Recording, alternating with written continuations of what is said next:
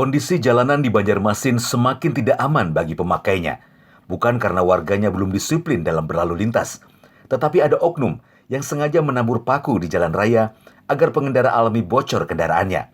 Kondisi ini sempat dialami Rio Erliansyah, pegiat olahraga sepeda di Banjarmasin. Pernah menjadi korban ranjau paku, membuat hati Rio terpanggil untuk membersihkan paku-paku yang bertebaran di jalanan. Aksi sosialnya seorang diri sempat direkam kamera dan diunggah di media sosial, layak dijadikan inspirasi untuk saling berbagi. Sebenarnya kalau untuk motivasi tertentu sih mungkin standar ya, kayak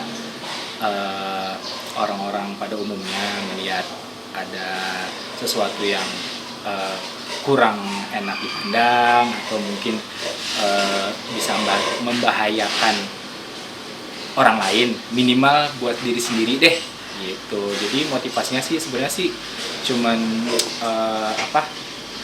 menghindari yang hal-hal yang nggak baik aja gitu. Kalau pernah jadi korban ranjau paku, pasti pernah. Ranjau paku yang bertebaran lebih dari 1 kilogram ini didapati berada di bawah flyover perempatan Jalan Ahmad Yani dengan Jalan Gatot Subroto, Banjarmasin. Diakui Rio, aksinya bukan untuk mencari sensasi, tapi lebih rasa peduli agar warga Banjarmasin tetap merasa aman dan nyaman saat berkendara.